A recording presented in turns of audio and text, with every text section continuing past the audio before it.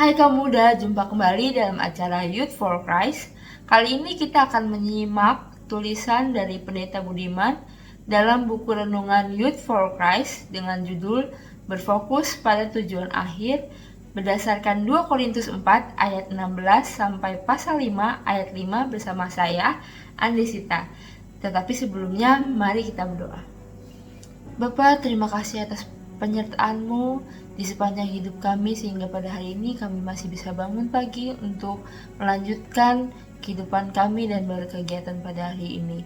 Tapi sebelumnya kami ingin merenungkan firman-Mu, biarlah Engkau yang tuntun kami sehingga kami dapat mengerti firman-Mu Tuhan pada hari ini. Dalam nama Tuhan Yesus Kristus kami berdoa, amin. Yang akan menjadi pusat perenungan kita pada hari ini diambil dari 2 Korintus 4 ayat 18 yang akan saya bacakan untuk kita semua. Sebab kami tidak memperhatikan yang kelihatan, melainkan yang tidak kelihatan, karena yang kelihatan adalah sementara, sedangkan yang tidak kelihatan adalah kekal. Seorang astronot membutuhkan teleskop untuk mampu menangkap sebuah fokus dengan luar biasa untuk melihat pergerakan planet yang jauh di antara bintang-bintang. Demikian pula kita. Kita perlu menyesuaikan fokus untuk melihat hal-hal yang tidak terlihat dan kekal.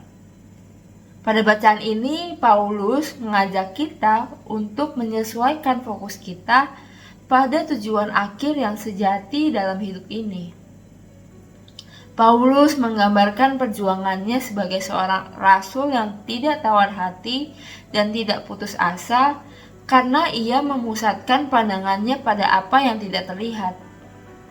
Hal ini mengingatkan bahwa kehidupan ini adalah perjalanan yang sementara, yang penuh dengan ketidaksempurnaan.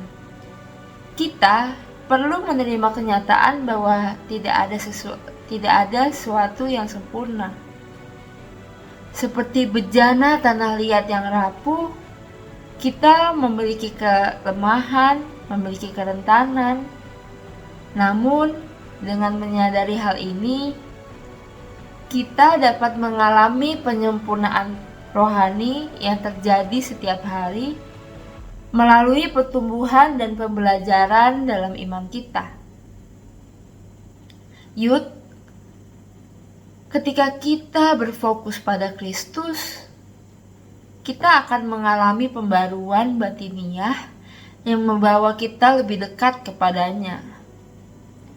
Seperti seorang penyetel piano yang bekerja keras di ruangan yang sunyi untuk mendengarkan kemurnian setiap nada, demikian juga kita. Kita perlu menemukan waktu dan tempat yang tenang untuk merenungkan makna hidup kita dan memperkuat iman kita. Jadi, mari alihkan fokus kita pada tujuan yang sejati dalam hidup ini, yaitu memuliakan Allah dan melayani sesama dengan penuh kasih. Dengan demikian, kita dapat mengalami pertumbuhan rohani yang berkelanjutan dan mempersiapkan diri kita untuk menjalani babak kedua yang akan datang. Mari kita berdoa. Bapa, kami mau belajar untuk memfokuskan kehidupan kami ke dalam Engkau saja Tuhan. Biarlah apa yang kami jalani di kehidupan ini bisa sesuai dengan kehendak-Mu. Tuhan, kini kami mau melanjutkan kegiatan kami. Biarlah Engkau yang sertai kegiatan kami pada hari ini. Terima kasih Tuhan, dalam nama Tuhan Yesus Kristus kami berdoa, amin. Demikian renungan kita pada hari ini. Jangan lupa subscribe, like, dan bagikan kepada yang lain. Tuhan memberkati.